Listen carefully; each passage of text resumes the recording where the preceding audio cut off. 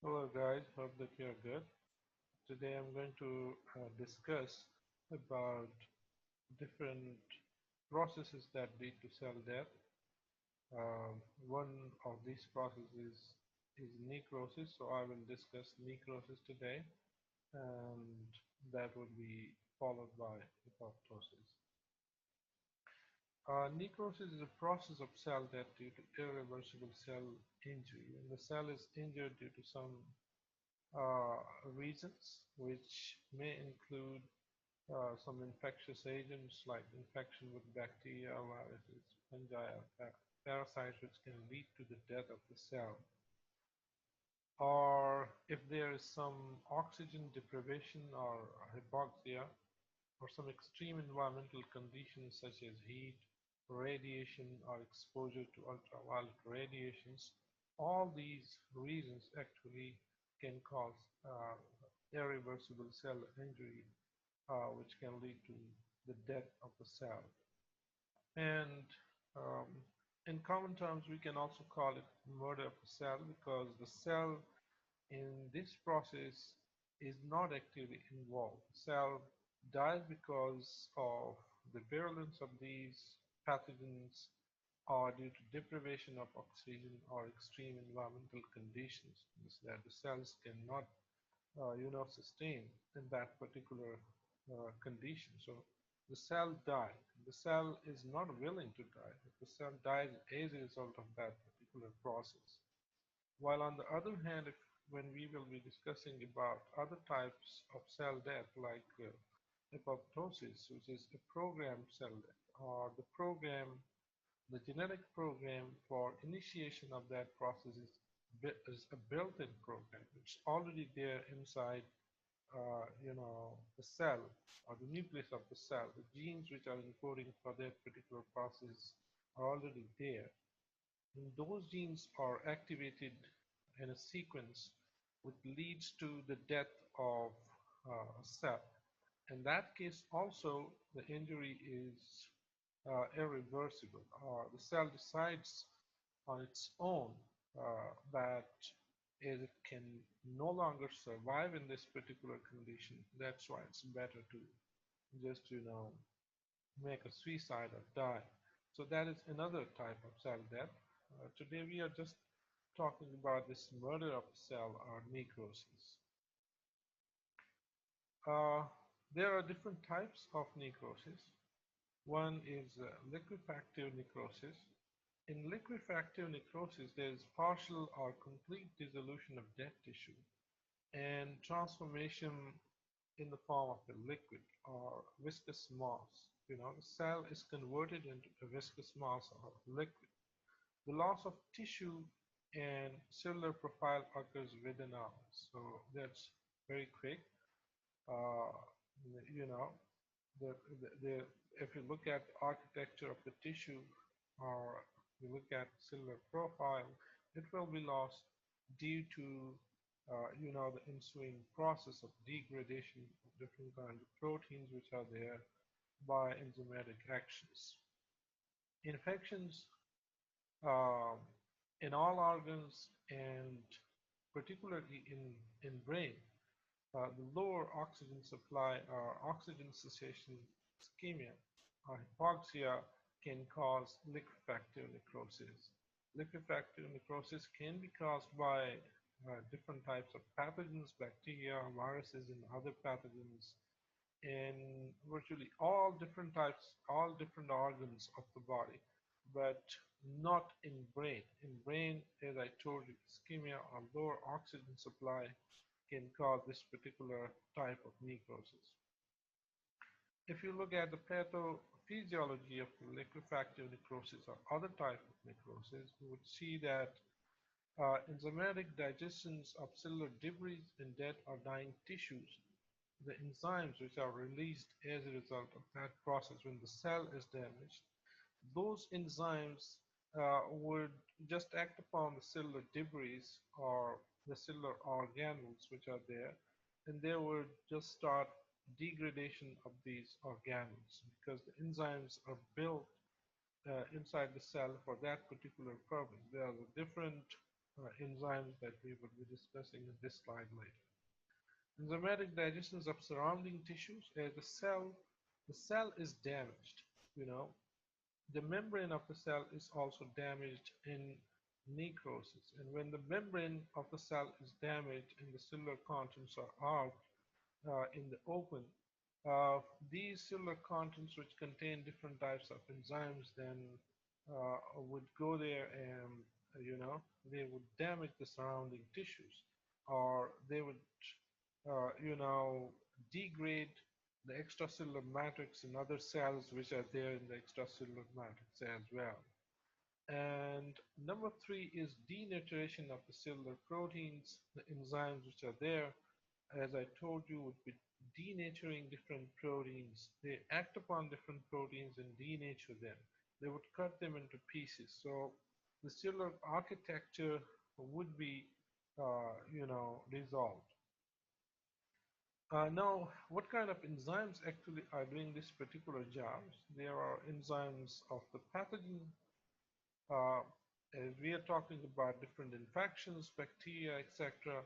So bacteria also may have its own enzymes for which can be released there at the site of infection, and these enzymes can bring about degradation of the tissue or the proteins which are there. And secondly, the host.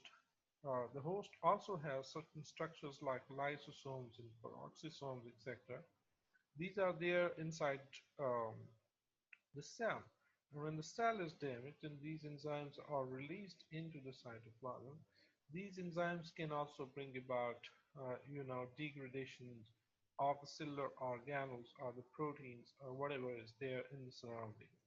So the enzymes are of either of pathogen or host origin, which are bringing about this particular process of necrosis. So these enzymes include different kind of proteases like coagulative, which would particularly act upon the collagen. Collagen is the major part of the extracellular matrix. Collagen, which is secreted by, which is a fiber secreted by a fibrous protein secreted by fibroblasts and some other cells, and elastasis. These enzymes, elastin is also an important part of the extracellular matrix. So these proteins would be digested by these particular enzymes. So the extracellular matrix would be dissolved. And this DNases, these are other enzymes which are responsible for cutting, the DNA strands, or other hydrolytic enzymes in lysosomes.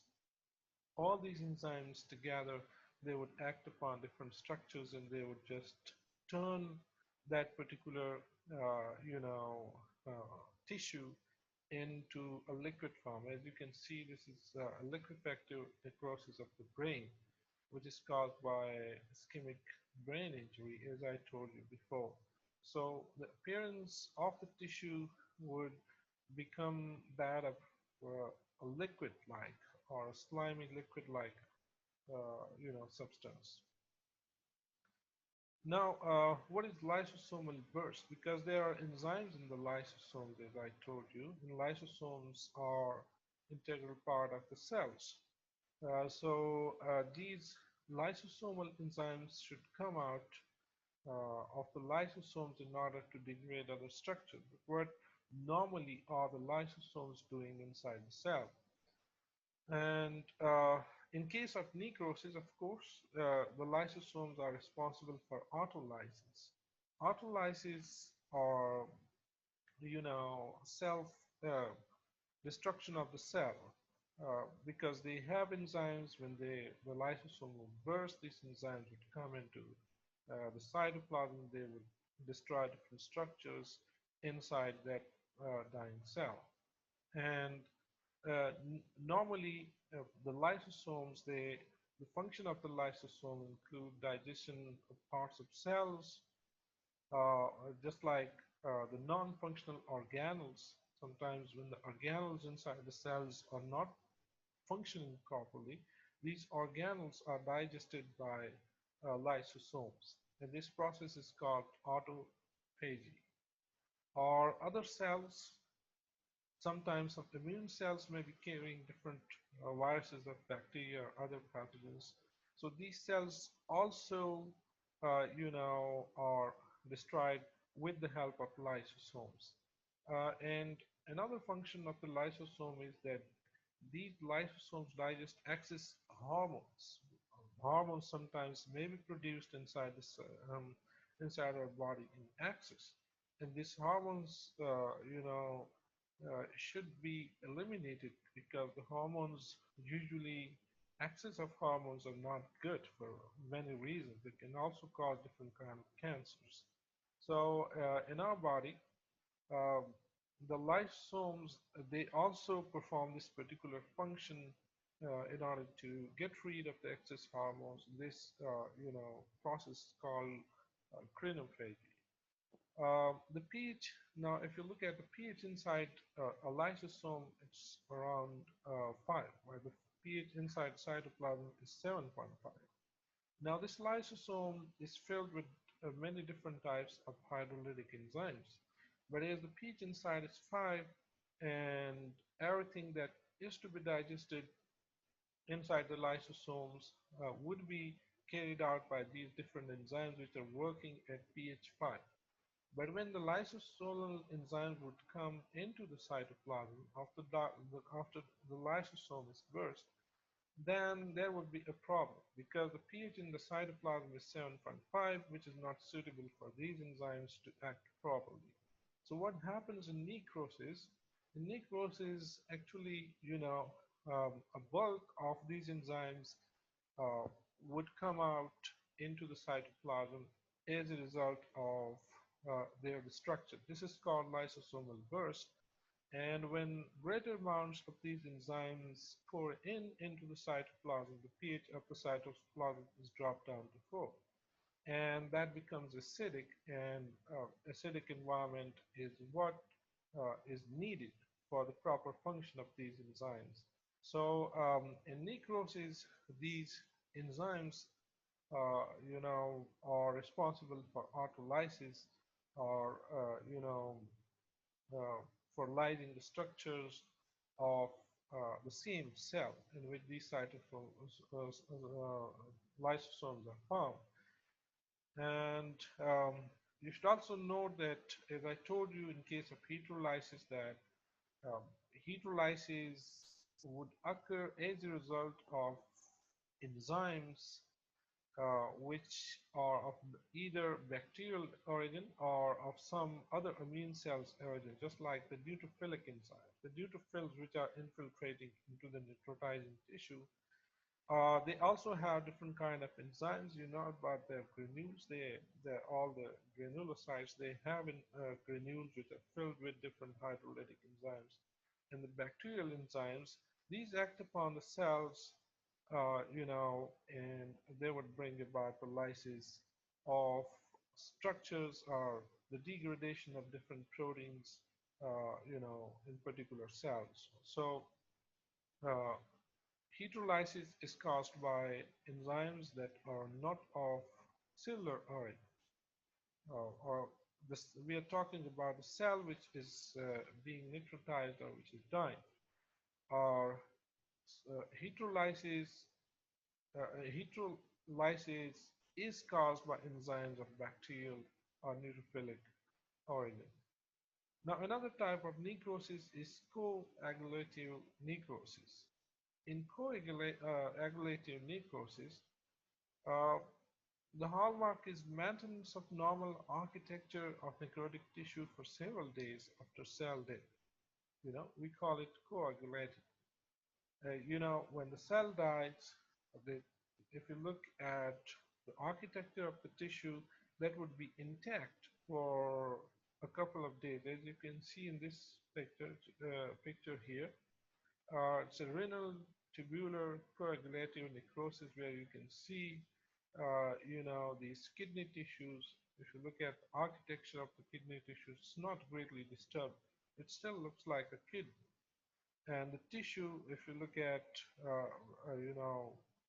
the tissue, it still is keeping its normal architecture. You can recognize nephrons and different structures in this particular kidney cross section. But it doesn't happen in the case of liquefactive necrosis, as I shown you earlier, where this tissue would have been turned into a liquid, thus destroying the normal architecture of the tissue.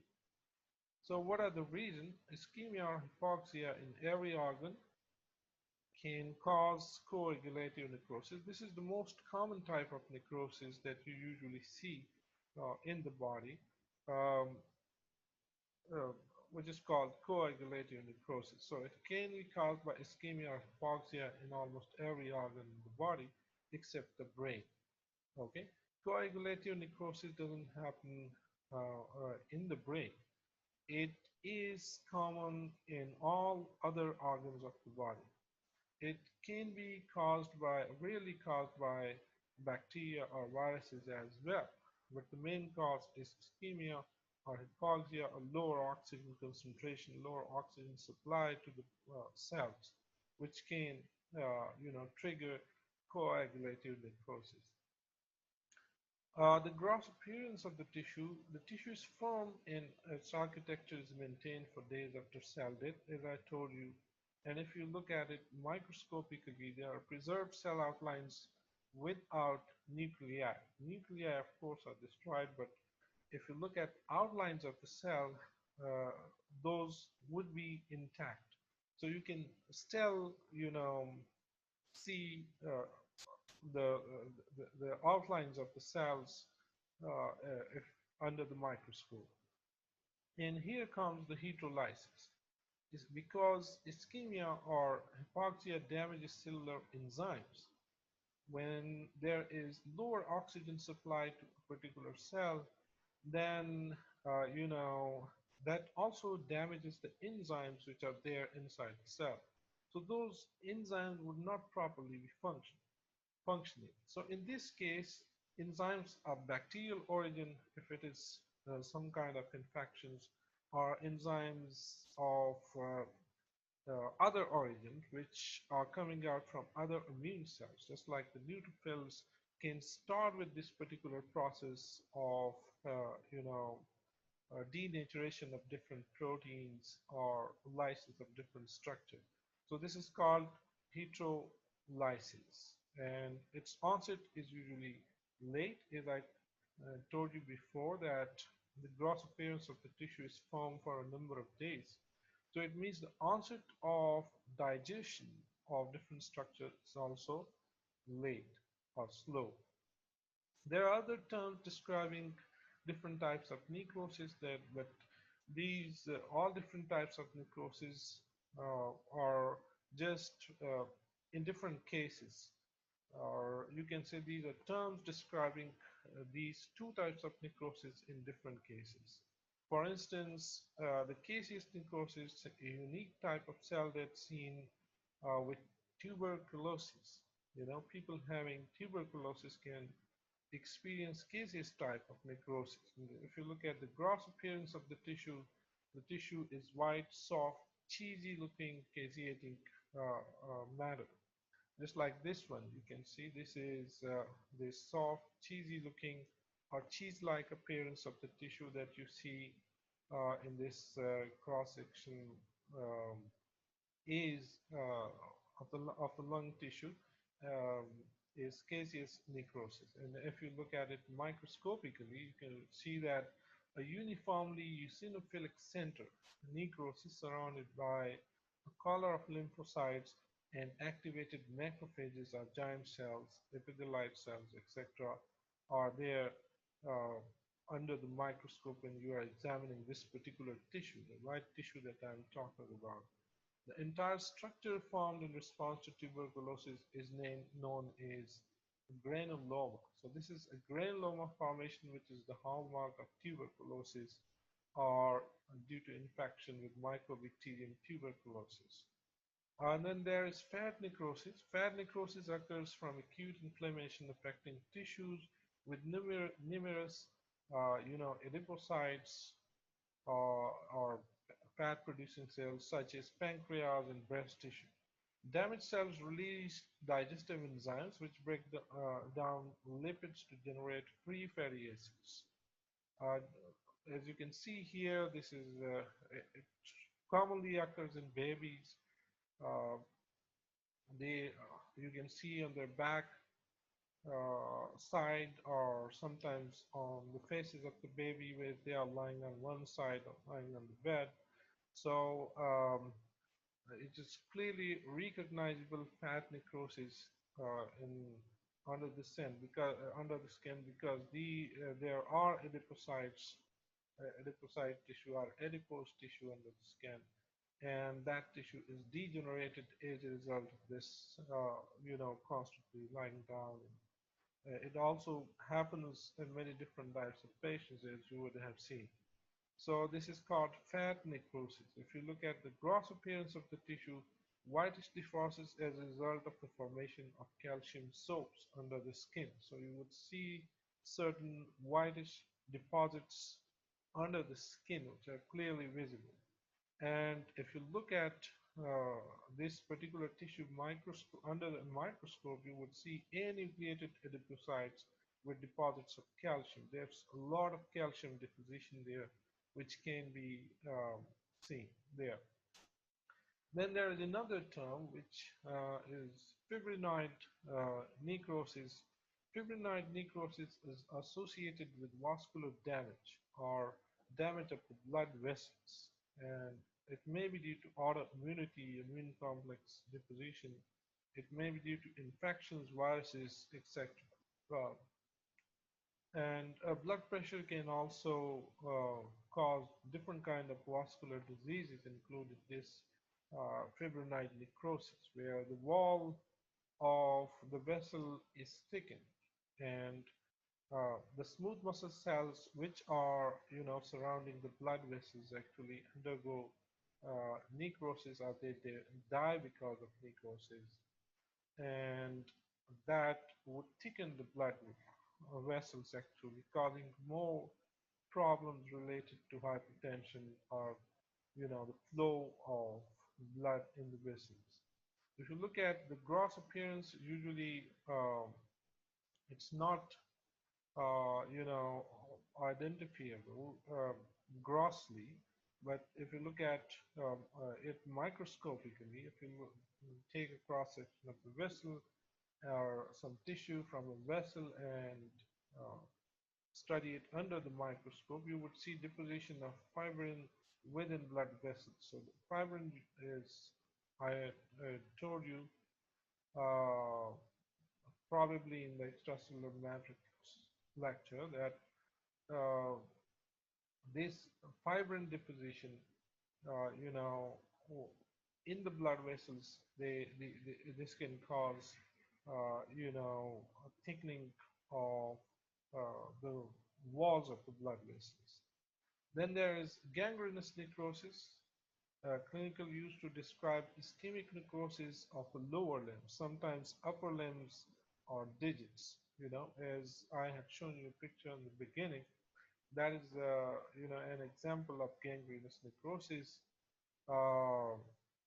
And it is caused by ischemia, or it's ischemic necrosis, or due to lower oxygen supply, which cause the death of the cells. It happens in different parts of the body, including these upper limbs or digits. The gross appearance is black skin with varying degree of putrefaction. You can see the putrefaction in the wound. And microscopically, combination of coagulative necrosis due to ischemia or dry gangrene and liquefactive necrosis or wet gangrene if a bacterial infection is superimposed. Okay, so usually it leads to a dry gangrene, but there are bacteria everywhere, and these bacterial infections can also cause liquefactive necrosis, which is also known as wet gangrene. So this is gangrenous necrosis, but if you look at different types of necrosis that we are discussing, either these are liquefactive necrosis or coagulative necrosis. And as I told you in the beginning that coagulative necrosis is more prevalent as compared to the liquefactive necrosis. Um, how would you recognize necrosis from apoptosis and other processes? Necrosis is always accompanied with inflammation. And you know about inflammation, it's a protective response of the body. Inflammatory zone can be seen around the necrotic cells, but such inflammatory zones or inflammation is not seen in the case of apoptosis. As I told you that apoptosis is programmed cell death. The programming for that type of cell death for that particular process is there inside the cell. It is encoded in the genome. Different genes make different products inside the cells, and those products actually those processes or pathways lead to cell death. When the cell feels that the damage that has been caused by certain thing, by something, is so large that it would not be able to survive with that particular damage. So the cell decides it's better to make a suicide or to die. So that particular program would be initiated inside the cell, which would lead to cell death in a very organized way. But necrosis is not organized way. You know, necrosis is just like a chaos for the cell. The cell dies because of certain injury, certain physical injury or chemical injury or certain pathogens or radiations or cessation of oxygen to the cell, and the cell is helpless in this case. So it's just like a murder of the cell, that cell is actually not willing to die, but the cell is dying because of these different deficiencies that we have talked about. So the cell is not actively involved in necrosis, but is actively involved in apoptosis. It's not an organized way of cell death. Apoptosis is an organized way of cell death. Apoptosis is normally happening in our body, but there is no inflammatory response. Otherwise, you would have observed some symptoms or signs of inflammation. There are there are cardinal signs of inflammation, like you feel the pain, or there is that area is hot and red due to increased oxygen supply, etc. So these signs, you do not observe these signs in your body. Almost, although apoptosis is happening all the times inside your body, your cells inside the body are replaced with newer cells. The cells of your body are not the same cells as you were born with. These are continuously being replaced. And your immune cells, for instance, or your blood cells, they have a shorter span of life, so they have to be, replaced. And that complete process of replacement is taking place by apoptosis, and you don't feel it because it's not associated with inflammation. Where there is pain in your body, there is inflammation. This is a sign of inflammatory response. And it is telling you something that the cells are dying inside your body as a result of this particular process of necrosis. So in our next lecture, we would talk about apoptosis in details and the reasons, physiological reasons of apoptosis and pathological reasons of apoptosis. And in this case, you just remember that the reasons for necrosis are always and always pathological. There are no physiological reasons of apoptosis or normal functional reasons of apoptosis. Thank you very much.